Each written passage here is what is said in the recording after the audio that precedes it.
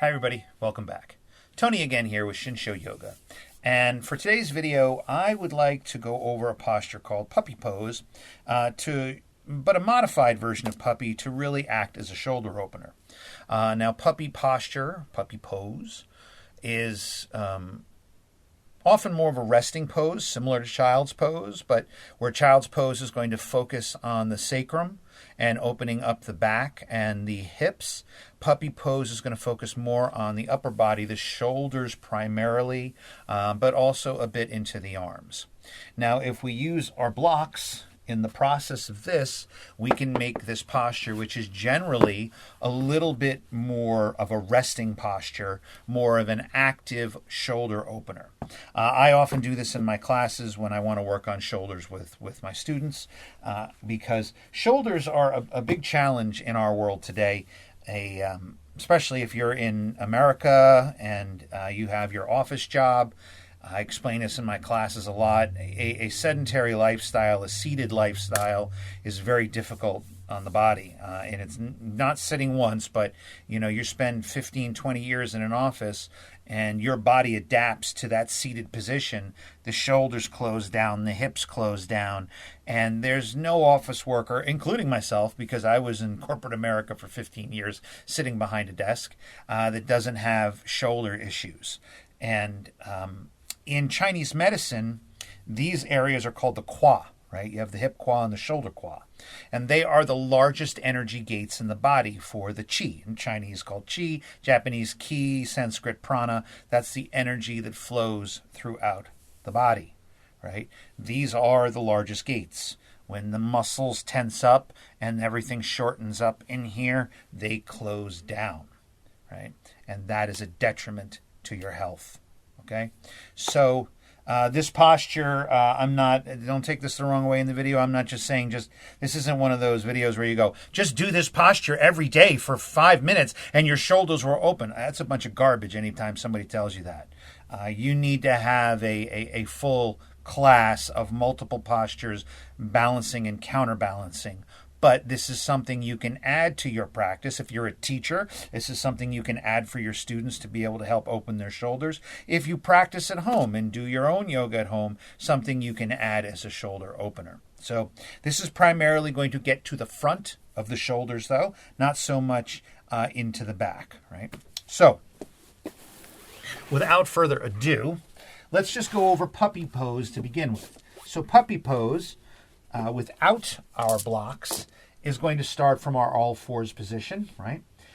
And we're going to bring our forearms long in front, bring the forehead down, keep the hips high, and let the chest descend towards the mat. As always, we close the eyes and breathe, right?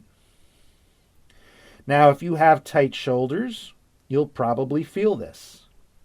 You'll feel it in the shoulder and into the upper arms, right? You may feel it in the neck. You may feel it in the upper back. This may be intense enough for you. But if we want to make this posture more active, right? It's not so active in that we're going to be moving or anything like that in it, but it's going to add an intensity to it to really get deeply into those front shoulder muscles. We're going to use our blocks. So you can set the blocks up on the edges like this, or if the posture is too challenging to do it that way, because if you have tight shoulders that may hurt a lot, you can put them flat down. I prefer to have them this way, right? So I do them like this. I have them relatively in line where my shoulders are. This is going to depend on your body. I'm going to show you how I do it, and there's going to be different placements for these blocks. What I do is they're out to the edges of my mat, sometimes just past the edge, right? And I take my forearms down here, and I bring the head down and let that fall through. And again, keep the hips high. And again, you'll breathe.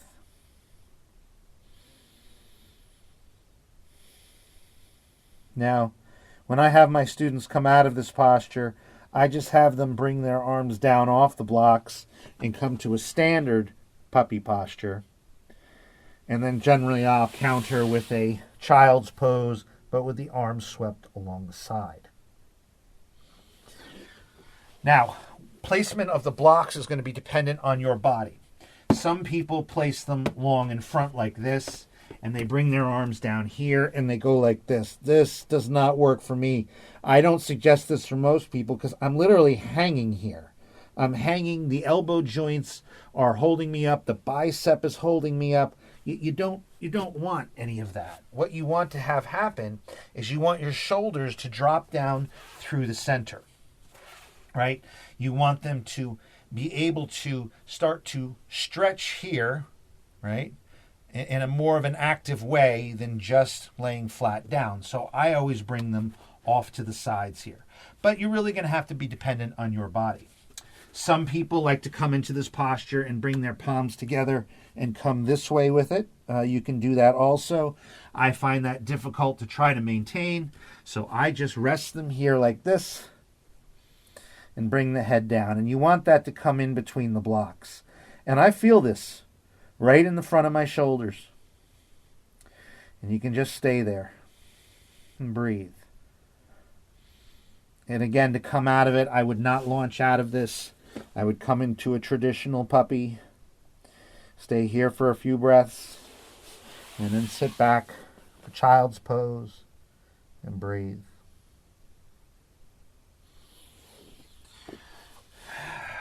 So, that posture is going to be much more active than your traditional puppy pose. Right? It's going to get into the front of the shoulders here, really opening them up, right? Right now, I'm still feeling it right now. It can be intense for people, so if you're a teacher watching this and you're like, oh, I'll try that with my students, it's more intense than just standard puppy. So if you have somebody with really tight shoulders, it may be very difficult for them to hold that for a long period of time. So keep that in mind. They may really struggle with it. I mean, it can be a very intense posture. I keep saying it's more active. It's not really the right terminology. It's passive. You're not doing anything. You're letting gravity do all the work, but it's a much more intense than your standard puppy pose.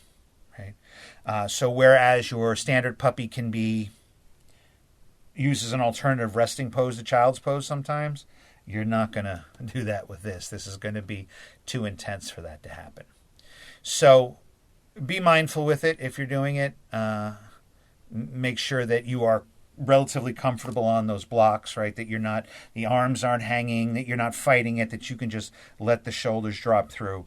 And make sure to counterpose when you've done that afterwards. Just don't come right out of it, right? Again, I always do the same thing. They come in when they're doing modified puppy, we go into just standard puppy, and then we go to child's pose, right? And then I'll go from the practice from there, and I always have them sweep the arms along the sides of the body, let the shoulders rest. I don't want them long in front anymore. I want them along the sides, just resting. So that's modified puppy pose. Really good shoulder opener. Pretty intense, so be mindful with it. So, as always, just mind your breath. Follow your breath. Let the thoughts arise. Let them pass by. Return to your breath. Over and over. Thanks again for watching. Namaste.